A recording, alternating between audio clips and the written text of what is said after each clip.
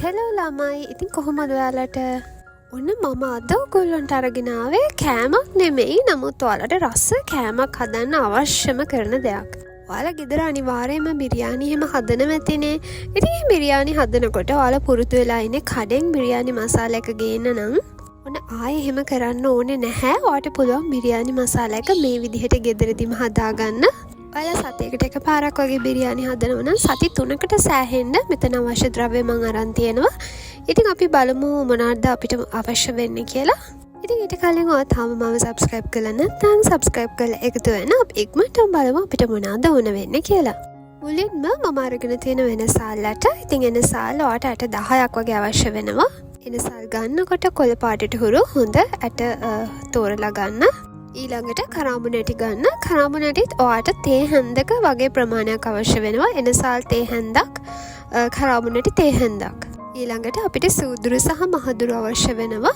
මේ තියෙන මහදුරු වලින් තේ හැන්දි එකක් අවශ්‍ය වෙනවා. ඒ වගේම සූදුරු වලින් මේස හැන්දි එකක් අවශ්‍ය වෙනවා. ඉතින් අවශ්‍ය ද්‍රව්‍ය මම description box එකේ දාලා තියන්නම්. ඉතින් අමුද්‍රව්‍ය ගන්නකොට ඔයගොල්ලෝ හොඳ සුවඳ තියෙන අලුත් අමුද්‍රව්‍ය ගන්න. ඊළඟට මේ තියෙන star anise එහෙම නැත්නම් අපි කියනවා බිරියානි මල් කියලා. ඔයාලට මේවා බෙහෙත් බඩු කඩ වලින් සුපර් මාකට්ස් වලින් ගන්න පුළුවන්. ඊළඟට මේ තියෙන සාදික එක ගෙඩියක් තමයි ගත්තේ. ඉතින් මේකේ පොත්තේ ඉවත් කරලා මේකේ ඇතුලේ තියෙන ටික හොඳින් ග්‍රේට් කරලා එහෙම නැත්නම් චූටියට කපලා අපි ගන්නෙ. ඊළඟට අපිට අවශ්‍ය වෙන දේ තමයි අනිවාර්යයෙන්ම කුරුඳු අඟ දෙකේ පමණ කැබලි 3ක් වගේ අරගෙන තියෙනවා මම. ඊළඟට අපිට අවශ්‍ය වෙනවා ගම්මිරිස් මේස හැඳි එකක ප්‍රමාණයක් අවශ්‍ය වෙනවා. වැඩිපුරම අවශ්‍ය වෙන්නේ කොත්තමල්ලි ඇට අවශ්‍ය වෙනවා මේස හැඳි 3ක්. ඊළඟට මේ අමුද්‍රව්‍ය වල දන්නවද බලන්න. අපි මේකට කියනවා වසාවාසි කියලා. يعني හදද්දී අනිවාර්යයෙන්ම එකතු කරන්න ඕනේ ගොඩාක් රසවත් සුවඳවත් දෙයක්. වසාවාසි කැලි 3ක් වගේ එකතු කරලා තිනවා. ඔයාලට මේවත් බෙහෙත් බඩු කඩවලින් ගන්න පුළුවන්. ඊළඟට මේ තියෙන්නේ බේකොළ 5-7 අතර ප්‍රමාණයක් අවශ්‍ය වෙනවා. ඔයාලට බේකොළ හොයාගන්නම නැතිනම් ඔයාලට පුළුවන් මේ වෙනුවට කුරුඳු කොළ එකතු කරන්න. මේ තියෙන මේ විදිහ කුරුඳු කොළයක්. නමුත් ඔයාලට බේකොළ එකතු කරන්න පුළුවන් නම් හොඳයි. නියම ඉන්දියන් බිරියානි එකක් හදාගන්න. නමුත් කුරුඳු වලිනුත් මේ වැඩේ කරගන්න පුළුවන් කුරුඳු කොළ වලින්. ඊළඟට මම අරන් තියෙන වියලි මිරිස් කරල් 4ක් වගේ අවශ්‍ය වෙනවා. මේ ඔක්කොම ස්පයිසස් ටික ඔයා හොඳින් සෝද ගන්න ඕනේ. සෝදලා වේලලා තමයි අපි මේක ග්‍රයින්ඩ් කරන්නේ. මොකද මේ වගේ දූවිලි එහෙම තියෙන්න පුළුවන්. ඉතින් මේ ටික හොඳින් සෝදලා වේලලා අපි දැන් මේක බැද ගන්න තමයි යන්නේ. ගින්දර ගොඩාක්ම අඩු කරලා විනාඩි 10ක් විතර මේ විදිහට අපි මේක බැද ගන්නවා. ඒ වගේම වියලි මිරිස් ටික මේ ටික විනාඩි 10ක් විතර බැදලා ඉවර වුණාට පස්සේ බැද ගන්න පුළුවන්.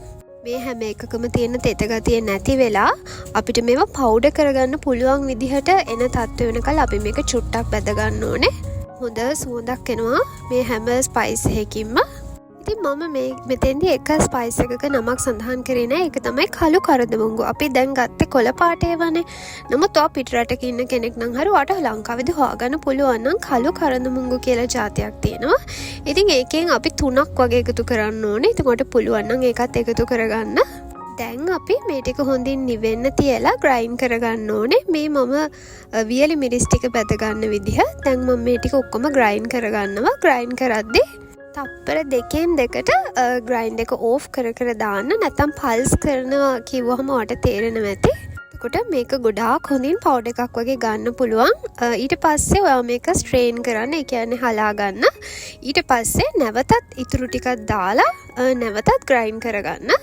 ඉතින් මේ විදිහට පළවෙනි පාර පෙනේරකින් හලාගෙන ඔයා ඉතුරු ටික ග්‍රයින්ඩ් කරනකොට මේකට කහ තේ හැඳි එකක් සහ මිරිස් කුඩු තේ හැඳි භාගයක් වගේ එකතු කරන්න.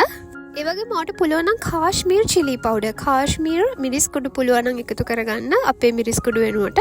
ඉතින් මම නම් සාමාන්‍ය මිරිස් කුඩු ටිකක් තමයි එකතු කළේ. ඊට පස්සේ මේ ටික අපි හොඳට කවලම් කරගමු. ඔන්න දැන් අපි අපේ බිරියානි මසාලා එක හදලා ඉවරයි.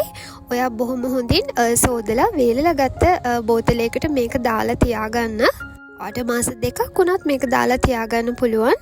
චිකන් ග්‍රෑම් 700කට වගේ මේකින් මේස හැඳි දෙකක් දාලා ඔයාට බිරියානි එක හදාගන්න පුළුවන්. ඉතින් ඒ විදිහට ඔයාට 3 පාරකට හෝ 4 පාරකට මේ හදාගත්ත මසාලා එක පාවිච්චි කරන්න පුළුවන්. ඉතින් නියම රසයට ඇත්තම රස ඉන්දියන් බිරියානි එකක් හදාගන්නේ කොහොමද කියලා මගේ වීඩියෝ එකක් තියෙනවා ප්‍රෙෂර් කුකර් එකේ කොහොමද බිරියානි එකක් හදාගන්නේ කියලා. ඔයා කැමති නම් ඒක බලන්න.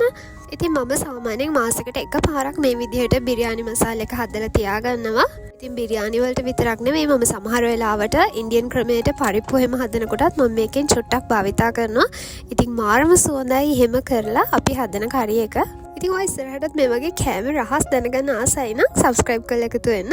වීඩියෝ එක හොඳයි කියලා හිතනවනම් like එකක් දාන්න. නොතේරුණු දෙයක් තියෙනවා නම් comment එකක් දාලා අහන්න. ඊළඟ දවසෙත් රසම රස කෑමකින් හම්බෙනකල් ආට සුබ දවසක්. bye bye.